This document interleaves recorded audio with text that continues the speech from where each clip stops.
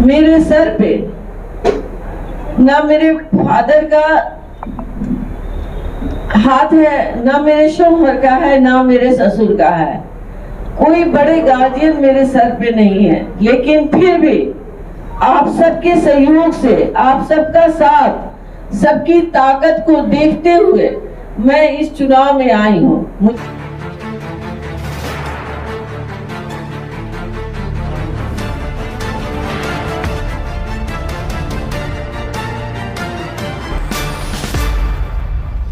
आज हम लोग अपने प्रधान कार्यालय में मैं पहुंची हूँ। आप सभी मीडिया बंधुओं को मैंने आमंत्रित किया है।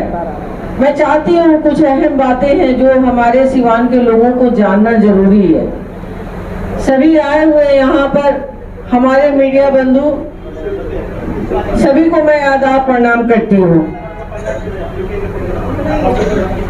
मैं आज इस प्रेस के माध्यम से मीडिया बंधुओं को ये बताना चाहती हूँ कि सिवान की जनता के बीच मेरी कुछ अहम बातें हैं जिस पे मैं चर्चा करना चाहती हूँ। मैं सिवान की बेटी हेना शहाब, इस सिवान की मिट्टी में बसी पली बड़ी और यहीं से मेरी शिक्षा दीक्षा हुई है।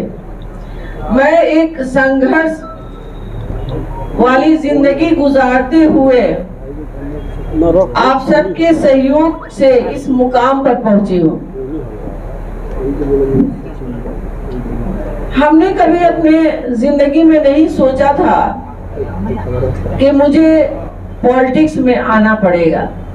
मैं एक हाउस वाइफ थी, मेरे शौहर पॉलिटिक्स में थे। कंटिन्यू उन्होंने 2 बार विधायक जीता, 4 बार एमपी जीता सिवान के लिए, सिर्फ और सिर्फ सिवान के लिए। उन्होंने कभी ये नहीं सोचा था कि मैं सिवान से अलग होकर कोई मंत्री संतरी बनकर बड़े ओहदे पर जाऊं। वो भी सिवान की मिट्टी से जुड़े हुए थे, मैं भी सिवान की मिट्टी से जुड़कर रहना चाहती हूँ। समय समय की बात होती है, आज वो हम लोगों के बीच नहीं है। हमने कंटिन्यू 3 चुनाव लड़ी। मेरी कुछ नॉलेज भी नहीं थी। मैं पहली बार जब मैं 2009 में निकली थी चुनाव के लिए, मैंने नामांकन किया तो मैं बिल्कुल एक आम सी जो औरत होती है, मैं वही थी। धीरे धीरे सभी का सहयोग मिलता रहा, साथ मिलता रहा और मुझे जानकारी होती रही अपने जिला के बारे में। हमारे जिला के जन जन लोग में जब मैं जाती थी तो लोगों का दुख दर्द जो मैं देखती थी, मैं बहुत नजदीक से देखती रही और इसी बीच में चुनाव होते रहे और हम लोग हारते रहे। हारने से मैं कभी घबराई नहीं, क्योंकि हार जीत तो लगी रहती है। और सबसे अहम बात है कि मैं सिवान की बेटी होने के नाते मैं इस दर्द को मैं समझ सकती थी बहुत करीब से। अपने सिवान को जो लोग मिडिल क्लास के थे उनकी अलग परेशानियां हैं, जो लोग निचले तबके के उनकी बहुत सारी परेशानियां, दुखों और तकलीफ की बात है। बहुत सारे मसले हैं सिवान में, लोग नजदीक नहीं जाते हैं उन लोगों के दर्द को सुनते नहीं। मैंने सुना और सुनने के बाद मैंने फिर निर्णय लिया कि इस बार मुझे निर्दलीय प्रत्याशी के रूप में आना चाहिए।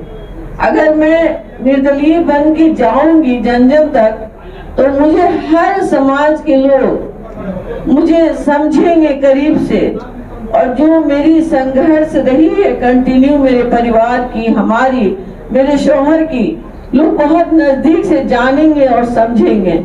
यही सोचकर मैं इस चुनाव में आई हूँ। और जब मैं नामांकन किया तो पहला मेरा यही सोच था कि इस बार हम लोग नामांकन बहुत सिंपल तरीके से करेंगे, क्योंकि हमारे जो भाई बंधु और जो अभिभावक लोग होते हैं, बुजुर्ग लोग होते हैं, उन लोगों को बड़ी परेशानी होती है। हौसला तो बहुत होता है कि हम लोग इस बार नामांकन में जाएंगे और उनका पूरा सहयोग करेंगे, साथ देंगे। लेकिन मैंने सोचा इस कड़क धूप में लोग 3 से 4 घंटे लग जाते हैं प्रक्रिया में नामांकन के, तो उसमें लोगों की परेशानी होगी। उस परेशानी को मैं दिल से ली और मैं अकेले अपने समर्थकों के साथ मैं नामांकन की। ये मेरी पहली सोच थी और इसी सोच के साथ मैं सीवान जिला की मिट्टी से जुड़कर मैं सभी तबके के लोगों को आगे बढ़ाने के लिए मैं आई हूँ। आप सबको इसलिए मैंने निमंत्रण किया है, बुलाया है कि मेरे जो दिल में बात है आपकी जन जन तक पहुंचाऊं। आज मेरे सर पे ना मेरे फादर का हाथ है, ना मेरे शौहर का है, ना मेरे ससुर का है। कोई बड़े गार्जियन मेरे सर पे नहीं है, लेकिन फिर भी आप सबके सहयोग से, आप सबका साथ, सबकी ताकत को देखते हुए मैं इस चुनाव में आई हूँ। मुझे उम्मीद है सीवान के जन जन तक मेरी आवाज जाएगी और हर कोई मुझे समझेगा और दिल से एक्सेप्ट करते हुए मेरा अपना जो चुनाव चिन्ह है टेम्पू 13 नंबर नामांकन, जो उसके जो ईवीएम के में नंबर आते हैं वो 13 नंबर है। उस पे अपना कीमती वोट, ऑटो रिक्शा, उसे आम भाषा में टेम्पो कहते हैं और खास भाषा में ऑटो रिक्शा कहते हैं, उस पे अपना एक एक कीमती वोट देंगे।